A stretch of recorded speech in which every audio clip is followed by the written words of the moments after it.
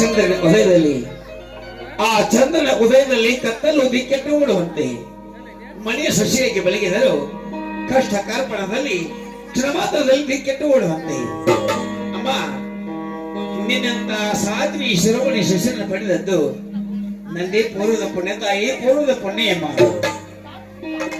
ಮಾವಯ್ಯ ಮಗು ಪ್ರಭಾಕರನಿಗೆ ನೌಕರಿ ಸಿಗ್ಬೇಕು, ಅವನು ದೊಡ್ಡ ವ್ಯಕ್ತಿಯಾಗಿ ಬೆಳಿಬೇಕು ಅನ್ನೋದೇ ನನ್ನ ಆಸೆ. ಆ ದೇವರ ದಯದಿಂದ ಅವನಿಗೊಂದು ನೌಕರಿ ಸಿಕ್ಕರೆ ಅಷ್ಟೇ ಸಾಕು ಮಾವಯ್ಯ. ಇರಲಿಮ್ಮ, ಆದಿಶಕ್ತಿ ಜಗನ್ ಮಾತೆ ದುರ್ಗಾ ಮಾತೆ ಏನು ಮಾಡ್ತಾರೋ ಮಾಡಲಿ. ನಮ್ಮ ಚಿಂತೆ ಎಲ್ಲಿವರೆಗೆ ಮುಟ್ಟುವುದಮ್ಮ. ಆ ದೇವರು ಕಣ್ಣು ತೆರೆದು ನೋಡಿದ್ರೆ ಮಾತ್ರ ಬಡಪಾಯಿ ಮಕ್ಕಳಿಗೆ ಒಂದೇ ಒಂದು ನೌಕರಿ ದಯಪಾಲಿಸಿದ್ರೆ ಅದು ದೇವರು ಒಳ್ಳೆಯದು ಮಾಡ್ತಾನೆ. ನಿನ್ನ ಮೈದನ ಬರಲಿಮ್ಮ, ನೌಕರಿ ಅರ್ಜಿ ಹಾಕಿದ್ದೀನಿ ಅಂತ ಹೇಳ್ತಾನಲ್ಲ, ಅದರ ಪರವಾಗಿ ಏನ ಇತ್ತ ಬಂದು ತಿಳ್ಕೊಳ್ಳೋಣ. ಹಾಗೆ ಆಗ್ಲಿ ಮಾವಯ್ಯ. ಹೌದಲ್ಲಮ್ಮ? ಹೌದು. ಬರಲಿ ಬಿಡಮ್ಮ.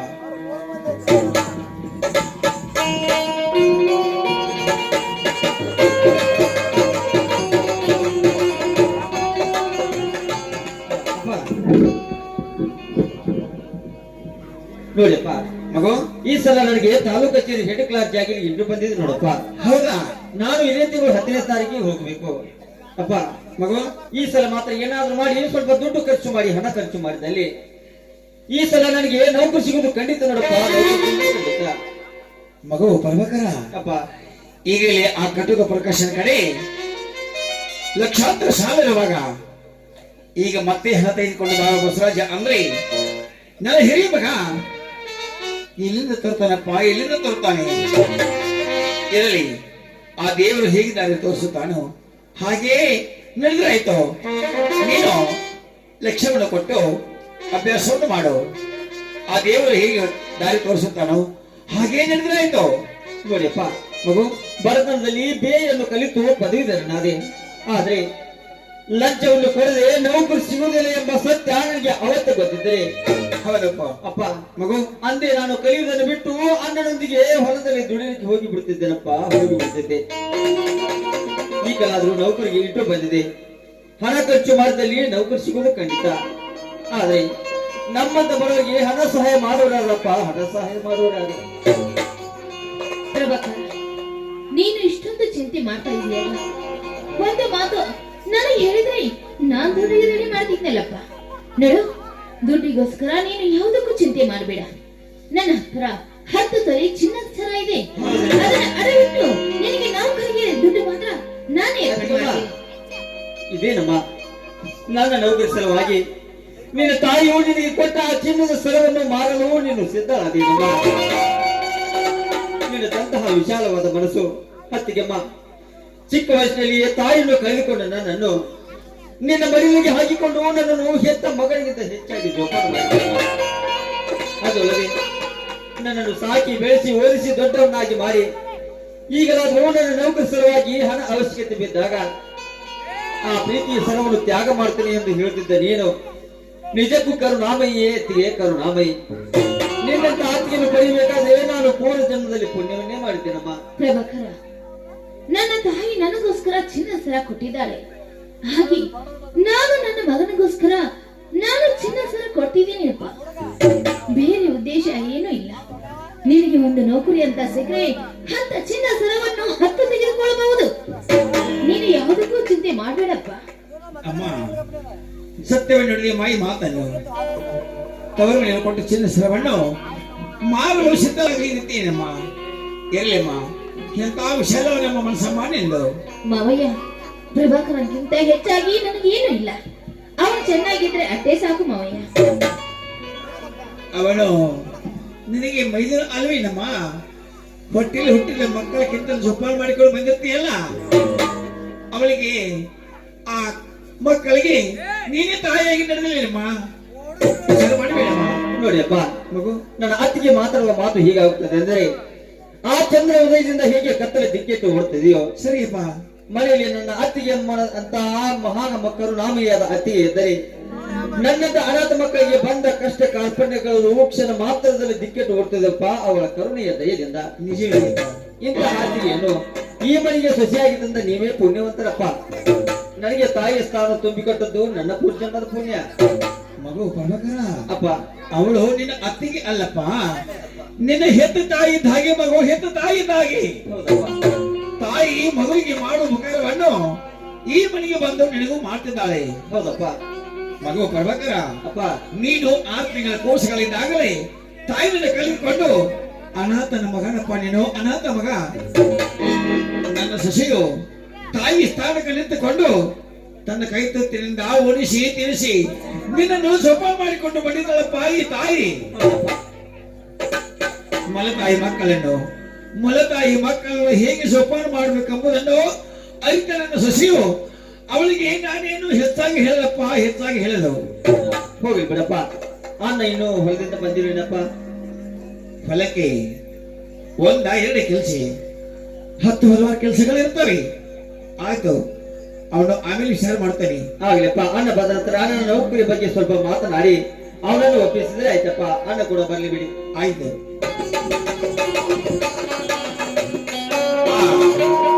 ಗಿರಿಜಾ ಮಾವಯ್ಯ, ನೋಡಮ್ಮ, ತವರ ಮೇಲೆ ಚಿನ್ನ ಸರವನ್ನು ಮಾರಲು ಸಿದ್ಧವಾಗಿ ನಿಂತ ಬಳಿಕ ನಿನ್ನ ಮೈದ ಮನಸ್ಸಿಗೆ ಬಹಳ ಖುಷಿಯಾಗಿದೆಯಮ್ಮ. ಹೌದು ಮಾವಯ್ಯ. ನಿನ್ನ ಆಶೀರ್ವಾದ ಬಲದಿಂದ ಅವನಿಗೆ ಒಂದೇ ನೌಕರಿ ಹಾಕಿದ್ರಿ ಅಂತ ಸರವನ್ನು, ಅಂತ ಬಂಗಾರ ನಾಣ್ಯವನ್ನು 10 ಗಳಿಸಬಹುದು ಅಲ್ವೇನಮ್ಮ? ಹೌದು ಮಾವಯ್ಯ. ಅವನು ತುಂಬಾ ಹೊತ್ತಾಯ್ತು ಬಂದು, ಅವನಿಗೆ ಹಸಿವಾಗಿರಬಹುದು. ನಾನು ಅವನು ಊಟಕ್ಕೆ ಬಡಿಸ್ತೀನಿ, ನೀವು ಊಟಕ್ಕೆ ಬನ್ನಿ ನಾನು ಮಾವಯ್ಯ. ಆಮೇಲೆ ಕೊಡ್ತೇನಮ್ಮ. ಗಿರಿಜಾ, ಇಲ್ಲಿ ಪುಣ್ಯಕ್ಷೇತ್ರ ಗ್ರಾಮದಲ್ಲಿ ಆದಿಶಕ್ತಿಯನ್ನು ದುರ್ಗಾಮಾತೆ ಜಾತ್ರೆ ನಡೆದಿದೆ. ಅಲ್ಲಿ ದೇವಸ್ಥಾನ ಕಡೆ ಹೋಗಿ ಆ ತಾಯಿ ದರ್ಶನವನ್ನು ತೆಗೆದುಕೊಂಡು ಬರ್ತೇನೆ. ನಿನ್ನ ಮೈದನಿಗೆ ಉಣ್ಣಬಡಿಸುವೆ ಅಂತ ನಡೆಯಮ್ಮ. ಆಗ್ಲಿ ಮಾವಯ್ಯ.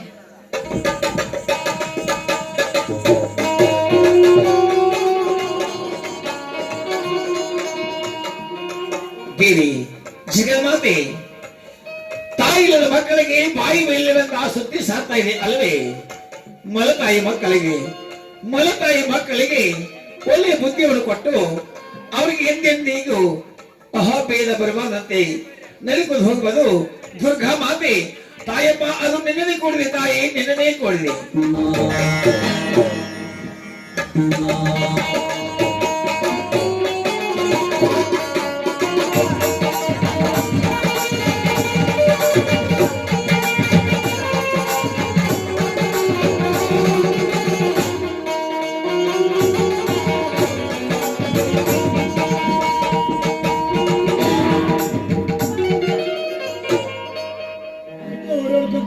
ನಮ್ಮ ಸಾಗರ ಬೈತಾರ ಅಂತ ಹೇಳಿ ಬಾಗಿಲ ಹಾಕ್ಯಾರ, ಕುರ್ಚಿ ಹೊರಗಿಟ್ಟಾರ ಅಂತಂದ್ರೆ ಒಳಗೆ ಯಾವ್ದು ಪೇಷಂಟ್ ಬಂದೈತಿ. ಇಲೆಕ್ಟ್ರಿಕ್ ನಿದ್ದೆ ಮಾಡೋನು ಯಾವ ಪೇಷಂಟ್ ಬಂದ್ರೆ ನಾನು ನೀವು ಕೂಡ ಚೆಕ್ ಮಾಡಿ ಕಳ್ಸಿ ಯಾರು ಬರ್ತಾರೆ ನಮ್ಮ ದವಾಖಾನೆ.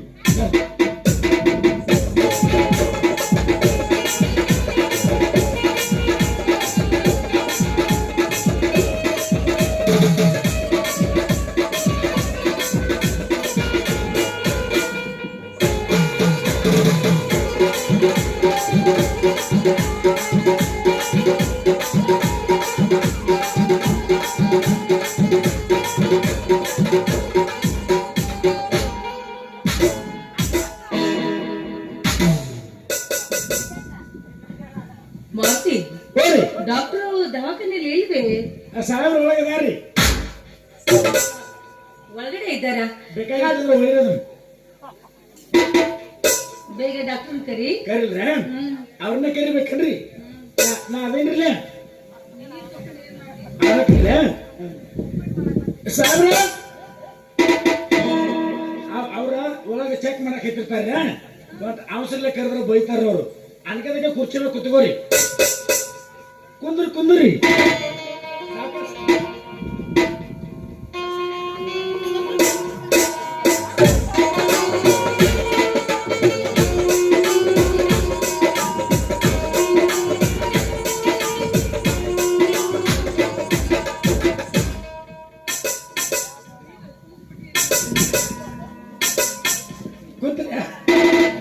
ಯಾಕ್ರಿ ಅವರ ಹಂಗ ಮಾಡಕೈತ್ರಿ? ಕೂತ್ಕೊಳ್ಳೋಣ, ಕೂತ ಬಿಡು. ಎಷ್ಟು ಚಂದ ಕೂತ ಗಡಿ ಬಿಟ್ಕೊಂಡು ಜತ್ನೂರ್ ಲೆಕ್ಕ ಕೂತಂಗ. ನೀವ್ ಹೆಂಗ್ ಕೂತಿಲ್ಲ? ನೀವು ನೋಡ್ರೆ ಸೇಮ್ ಜತ್ನೂರ್ ಲೆಕ್ಕವೈ ಕೂತಂಗ ಆಗೈತ್ರಿ. ಹೇಳಿ ಕೊಡ್ರಿ, ಕೂತ್ಕೊಳ್ಳೋಣ ನಮ್ಮ ಅವು. ಅದೇನಿಲ್ಲ, ಏನತ್ತು ಸೀರಿಯಲ್ ಹಂಗ ಹೋಗವನ. ಈಗ ಏನಂದ್ರೆ ಹೇಳ್ಬೇಕು, ಕೊಂಡಿರ್ಬೇಕು. ನನಗೂ ಆಗಂಗಿಲ್ಲ. ಯಾಕಂತಿಲ್ಲ ಹಂಗ್ಯಾಕೆ ಮೈ ಮಗ ಬರ್ತೀಯ ಅವನಿ ಕರಿ ಅವ್ರನ್ನ ಸಾಬ್ರ ಓ ಸಾಬ್ರ ಬರ್ರಿ ಬರ್ರಿ ಬರ್ರಿ ಪೇಷಂಟ್ ಹೊರಗೆ ಬಂದು ನಿಮ್ಮನ್ನ ಕಾಯಕತ್ತೈತ್ರಿ ಹೊರಗೆ ಬರ್ರಿ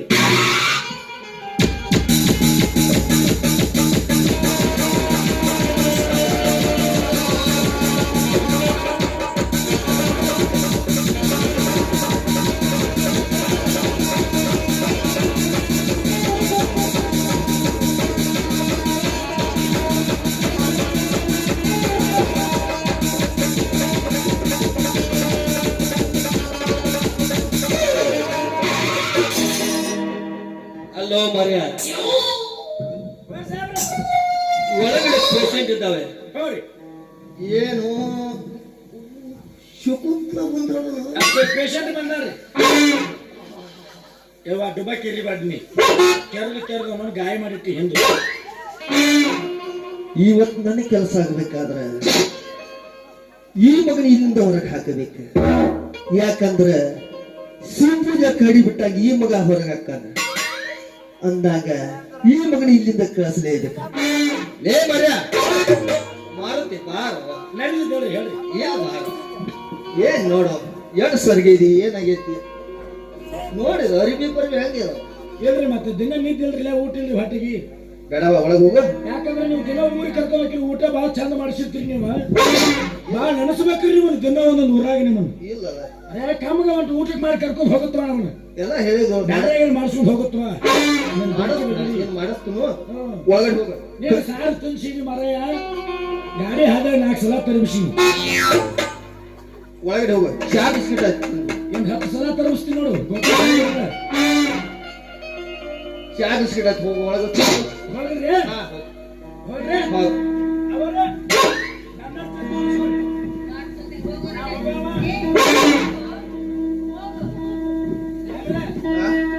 ಹೊರಗೆ ಹೋಗಂತಾರೈತಿ ಚಾ ಬೇಡ ಅಂತ ನಿನಗೆ ಏನಾರ ಆಗೈತಿ ಇವತ್ತು ಯಾರ ನಿನಗೆ ನಮ್ಮ ಮಗಳೇ ಹೇಳ್ಬಿಟ್ಟಿ ನಿನಗೆ ಏನಂತ ಬೇಕಾದ್ರೆ ತೆಗೆದು ಬಿಡು ನೀ ಎಷ್ಟು ಪಗಾರ ಕೊಡ್ತಿ ಅಟ್ಟದು ಅವನು ಎಷ್ಟು ಕೊಡ್ತಿ ಅಟ್ಟದು ಅವನು ಏನು ಬೇಡ 2 ಕಪ್ ಚಾ ಮಾಡ್ಕೊಂಬರು ಚಾ ಬೇಡ ಅಂದ್ರೆ ಅವ್ರು ಕುಡಿದು ಬಂದಾರಂತ ಮತ್ತೆ ಚಾ ಮಾಡ್ಕೊಂಬ ಹೇಳ್ರಿ ಮುಂದೆ ಬೋಲ ನೆಟ್ವರ್ಕ್ ಜಗ್ಗಂಗಿಲ್ಲ ಚಾನು ಬೇಡ 2 ಕಪ್ ಕಾಫಿ ಮಾಡ್ಕೊಂಬರು ಸ್ಪೆಷಲ್ ಅದಲ್ರಿ ಕಾಫಿ ಚಾ ಆಡು ಅಂದ್ರೆ ಬೇಡ ದವಾಖಾನೆ ಬಾಕಿ ವಸೂಲಿ ಮಾಡ್ಕೊಂಬರು ಮಾಡ್ಕೊಂಬರಕ್ ಹೋಗಿಲ್ರಿ ಸರ್ ಹೋಗಿ ಬರಲ್ರಿ ಹೋಗೋ ಆಯ್ತು ಹೋಗಿ ಬರ್ತೀನಿ ಹಾ ಅವಾಗ ಬಂಗಾರ ಸಾಹೇಬ್ರ ಚೆಕ್ ಮಾಡಿಸ್ಕೊಡಿ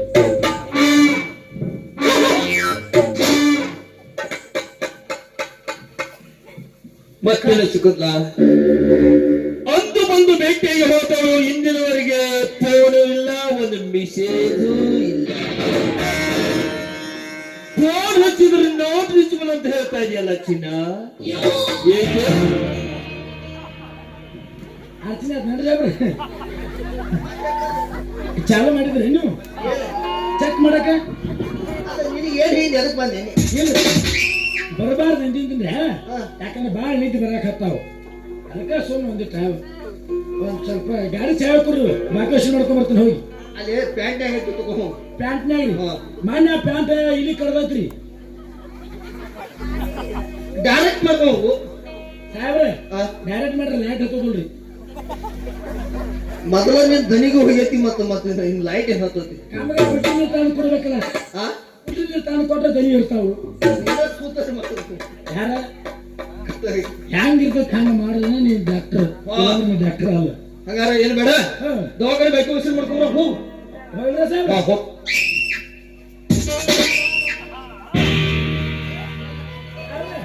ಊಟಕ್ಕೆ ಮಾಡ್ಸ್ಯಾರ ಬಾತ್ರಿ ಯಾರಿಗೆ ಚಿಕನ್ ಊಟ ಮಾಡ್ಸ್ಯಾರ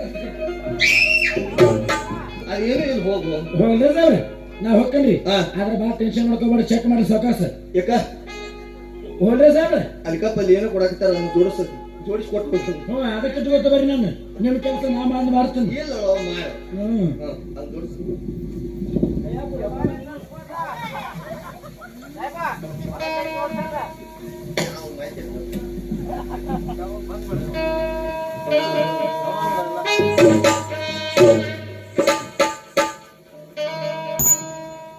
ಹಲೋ ಹಾಯ್ ಸಾಲ್ರೆ ಬೆಳಗ್ಗೆ ಹೋಗತಕ್ಕ ಒಂದಾಗಾರ ಹೆಚ್ಚಕಮ್ಮ ಆಗಿ ಅವನವನು ನಾಳೆ ಮಾಡ್ಕೊಂಡ್ರೆ ಮುಂಜಾನೆ ಮರದನೆ ಎತ್ತಿರ್ಬೇಕು ನನ್ನ ಇನ್ನೂ ನಾಲ್ಕದಾವ.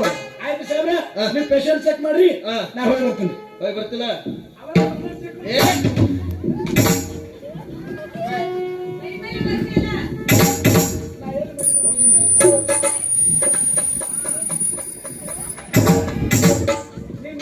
ನಿಂದ ಕಿತ್ತು ಹಾಕಲಿ ಹೇಳು ಹೇಳಿ ಸಾಹೇಬ್ರೆ ಏನಾಯ್ತು ಅಲ್ಲೋ ನಿನ್ನೆ ಹತ್ರ ಪೇಷಂಟ್ ಆಗ್ತದೆ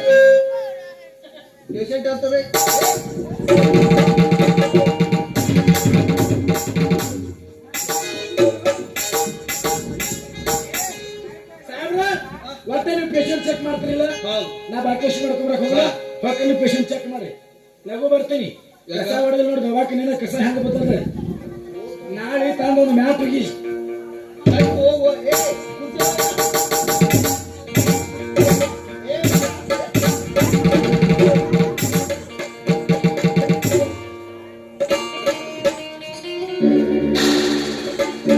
ಪ್ರಕಾಶ್ ಮೊನ್ನೆ ನಾನು ಹೇಳಿದ ಸಮಯಕ್ಕೆ ನಿನ್ನ ಹೃದಯ ವೇಳೆಗೆ ಬರೋದಕ್ಕೆ ನೆನಪಾಗಿಲ್ಲ.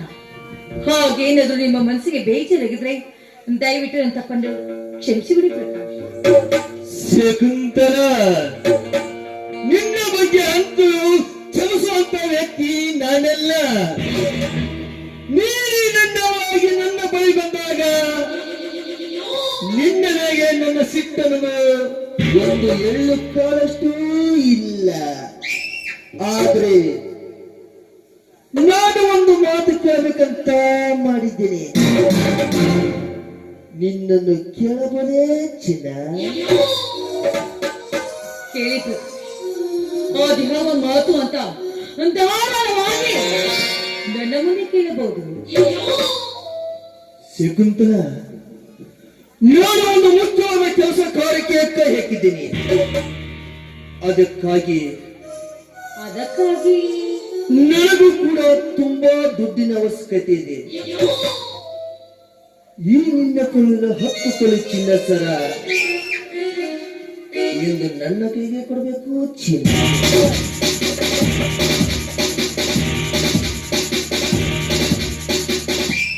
ಪ್ರಕಾಶ್, ಏನ್ ಕೇಳ್ತಿದ್ರೆ ನೀವು? ಈ ಸರ ನನ್ನದಲ್ಲ, ನನ್ನ ಅಣ್ಣನ ಹೆಂಡತಿಯಾದ ನನ್ನ ಅತ್ತಿಗೆ ಸರವಾಗಿದೆ. ಈ ಸರವೇನಾದ್ರೂ ನಾನ್ ನಿಮ್ಗೆ ಕೊಟ್ರೆ ನಾಳೆ ನನ್ನ ಅಣ್ಣ ಅತ್ತಿಗೆ ಸರ ಎಲ್ಲಿ ಇಟ್ಟಿದ್ರಿ? ನಾನೇನು ಅಂತ ಹೇಳ್ಬೇಕು ಪ್ರಕಾಶ್? ನಾನೇನು ಅಂತ ಹೇಳ್ಬೇಕು? ಶಕುಂತಲ, ನನ್ನ ನಿನ್ನ ಪ್ರೀತಿ ವಿಚಾರಕ್ಕಿಂತ ನಿನ್ನ ಹತ್ಯೆ ಚಿನ್ನದ ಸರ ನಿನ್ನ ಹೆಚ್ಚಾದರೆ ಇಂದಿಗೆ ನನ್ನ ನಿನ್ನ ಪ್ರೀತಿ ಅಕ್ಕ. ಪ್ರಕಾಶ್, ನನ್ನ ನಿನ್ನ ಪ್ರೀತಿ ಹೀಗೆ ಅಗ್ರಾಮ ರೂಪಾಯಿ ಸಾಗಬೇಕಾದ್ರೆ ಎಂದು ಆ ಚಿನ್ನ ಸರ ನನ್ನ ಕೈಗೆ ಕೊಡಬೇಕು. ನೋಡಿ, ನಿಮ್ಮ ಮೇಲೆ ನಂಬಿಕೆ ಇಲ್ಲ ಅಂತ ನಾನು ಈ ಮಾತನ್ನು ಹೇಳ್ತಾ ಇಲ್ಲ. ಒಂದು ವೇಳೆ ಆ ಸರ ಎಲ್ಲಿ ಹೋಯ್ತು, ಏನಾಯ್ತು ಅಂತ ಕೇಳಿದ್ರೆ ನಾನೇನಂತ ಉತ್ತರ ನೀಡ್ಬೇಕು? ನನ್ನ ತಂದೆ, ಅಣ್ಣ, ಅತ್ತಿಗೆ? ಅದೇ ನನಗೆ ಅರ್ಥ ಆಗ್ತಾ ಇಲ್ಲ ಪ್ರಕಾಶ್, ಅದೇ ನನಗೆ ಅರ್ಥ ಆಗ್ತಾ ಇಲ್ಲ. ಶಕುಂತಲ, ಅರ್ಥ ಆಗುವಂತೆ ಕಾರ್ಯವನ್ನು ನಾನು ಹೇಳಿಕೊಡುತ್ತೇನೆ ಕೇಳ್ಕೋ. ನಿನ್ನ ಮನೆಯಲ್ಲಿ ನಿನ್ನ ಅತ್ತಿಗೆ ತಂಗಿ ಶಕುಂತಲ ಮೊನ್ನೆ ನಿನ್ನ ಗೆಳತಿ ಫಂಕ್ಷನ್ಕ ನೀನು ಚಿನ್ನದ ಸರ ಹಾಕಿಕೊಂಡು ಹೋಗಿದ್ಯಾ ಅಂತ ನಿನ್ನನ್ನು ಕೇಳುತ್ತಾಳೆ. ಆಗ ನೀನು ಹೌದಕ್ಕೆ ಹಾಕಿಕೊಂಡೇ ಹೋಗಿದ್ದೆ. ಆ ಚಿನ್ನ ಸರವನ್ನು ಹಾಕಿಕೊಂಡು ಹೋಗಿ ಬಂದು ಗೆಳತಿ ಫಂಕ್ಷನ್ ಮುಗಿಸಿಕೊಂಡು ಬಂದು ನಿನ್ನ ಟ್ರಂಕಿನಲ್ಲೇ ಇಟ್ಟಿದ್ದೀನಂತ ಹಾಗಾದ್ರೆ ಅಮ್ಮ ತೆಗೆದುಕೊಂಡು ಬಾರಮ್ಮ ಅಂತ ನಿನ್ನ ಅತ್ತಿಗೆ ಕೇಳುತ್ತಾಳೆ. ಅವಾಗ ನೀನು ಅತ್ತೆ ಅತ್ತೆ ಮೊನ್ನೆ ನೀನು ಚಿನ್ನ ಸರ ಕೊಟ್ಟು ಚಿನ್ನ ಸರವನ್ನು ಹಾಕಿಕೊಂಡು ನನ್ನ ಗೆಳತಿ ಫಂಕ್ಷನ್ ಹೋಗಿ ಬಂದು ನಿನ್ನ ಟ್ರಂಕಿನಲ್ಲಿ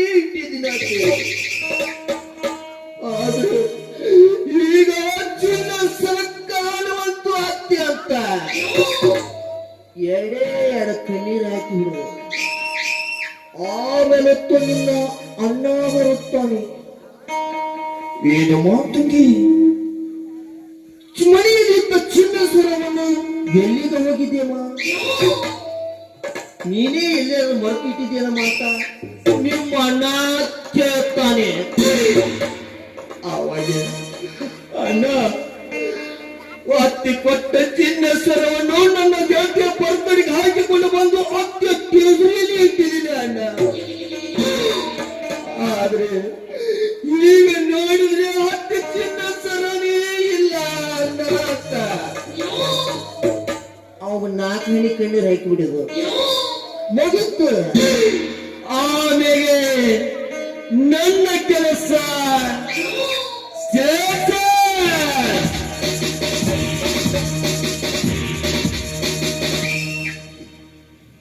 ವಾವ್, ಎಂತ ಚಾಣಾಕ್ಷತರಿ ಆನಿಮದು. ಆನಿಮ ತಲೆಗೆ ಏನು ಅಂತ ಉತ್ತರ ನೀಡ್ಬೇಕು ಅಂತ ಒಂದನೇ ಅರ್ಥನೇ ಆಗ್ತಾ ಇಲ್ಲ. ಪ್ರಕಾಶ್, ನೀವು ಹೇಳಿದಾಗೆ ಈ ಚಿನ್ನ ಸರವನ್ನು ನಾನು ಕಾಣಿಕೆಗೆ ನೀಡಿ ಈ ಆಪದೆಯನ್ನು ನನ್ನ ಅಣ್ಣಾದ ಪ್ರಕಾಶನ ಮೇಲೆ ನಾನು ಹೊರಿಸುತ್ತೇನೆ. ಆ ನಟನೆಯನ್ನು ಹೇಗೆ ಮಾಡಬೇಕು ಅಂತ ನಾನು ಬಲ್ಲೆ. ಅದನ್ನು ಹೇಳುವಂತ ಅವಶ್ಯಕತೆ ಕೂಡ ನನಗಿಲ್ಲ.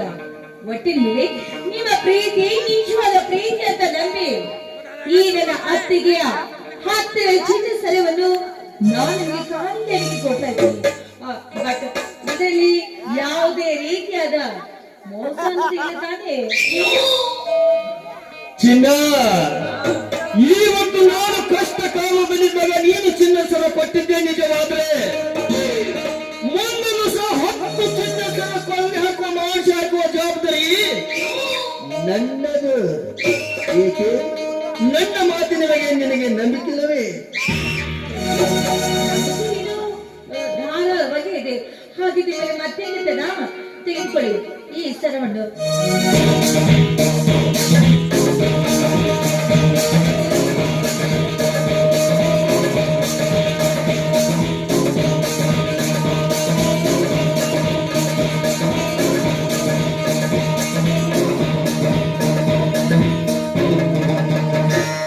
ಪ್ರಕಾಶ್, ನಿಮ್ಮ ಮೇಲೆ ನಂಬಿಕೆ ಇಟ್ಟು ನನ್ನ ಅತ್ತಿಗೆಯ 10 ಚಿನ್ನ ಸರವನ್ನು ನಾನು ನಿಮ್ಗೆ ನೀಡ್ತಾ ಇದ್ದೇನೆ.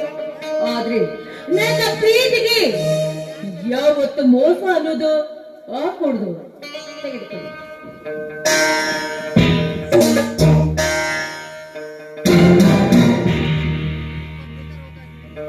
ಸವಾಸ್ ಕಣ ಸವಾಸ್. ಶಕುಂತಲ, ಪ್ರಪಂಚದಲ್ಲಿ ಪ್ರೇಮಿಗಾಗಿ 10 ತೊಲೆ ಚಿನ್ನದ ಸರ ಕೊಟ್ಟ ಹೆಣ್ಣಂದ್ರೆ ನೀನು ಕಣೆ. ಮೆಚ್ಚಿದೆ ಈ ನಿನ್ನ ಪ್ರೀತಿಗೆ. ಆದ್ರೆ ಒಂದು ಮಾತು, ಅದೇ ಮಾತು ಪ್ರಕಾಶ್. ಈ ಚಿನ್ನ ಸರವನ್ನು ನನ್ನ ಕೈಗೆ ಕೊಟ್ಟು ನಿನ್ನ ಮನೆಯಲ್ಲಿ ಯಾವ ಕಾರಣಕ್ಕೂ ಹೇಳಬಾರದು. ಹೌದು, ಒಂದು ವೇಳೆ ಹೇಳಿದ್ದೆ ನಿಜವಾದ್ರೆ ಅಂದೆ ನನ್ನ ನಿನ್ನ ಪ್ರೀತಿಯ ವಿಚಾರಕ್ಕ ನೀನೇ ವಿಚಾರ ಮಾಡಿ ಮಾತನ್ನು ಹೇಳು. ಈ ಮಾತನ್ನು ನಿನ್ನ ಮನೆಯಲ್ಲಿ ಹೇಳ್ತೀಯ, ಇದನ್ನು ಹೀಗೆ ಗುಪ್ತಾಗಿ ಹೇಳ್ತೀಯ ಅಂತ. ಸರಿ ಪ್ರಕಾಶ್, ನಿಮ್ಮ ಮಾತಿನ ಪ್ರಕಾರ ನಾನು ಸರವನ್ನು ಕೊಟ್ಟು ಈ ವಿಷಯವನ್ನು ನನ್ನ ಅಣ್ಣ ಹಾಗೂ ಅತ್ತಿಗೆ ಅಪ್ಪಾಜಿಗೆ ಯಾವತ್ತು ಗೊತ್ತಾಗೋದಕ್ಕೆ ನಾನ್ ಬಿಡೋದಿಲ್ಲ. ಸರಿ ತಾನೇ? ಓಕೆ ಚಿನ್ನ, 10 ತೊಲೆ ಚಿನ್ನ ಸರ ಕೊಟ್ಟಿದೆಯಲ್ಲ, ಈ ಸಂತೋಷಕ್ಕಾಗಿ ಈ ದಿನ ಮಧುರವಾದ ಕಂಠದಿಂದ ಒಂದು ಇಂಪಾರ್ಟೆಂಟ್ ಹಾಡಬಾರದು?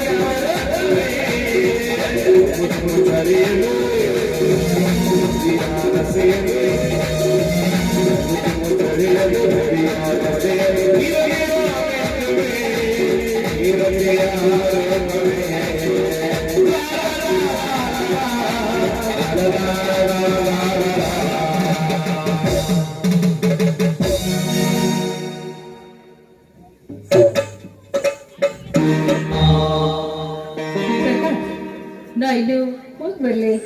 ಆಯ್ತು ದಿನ ಹೋಗಿದ್ದ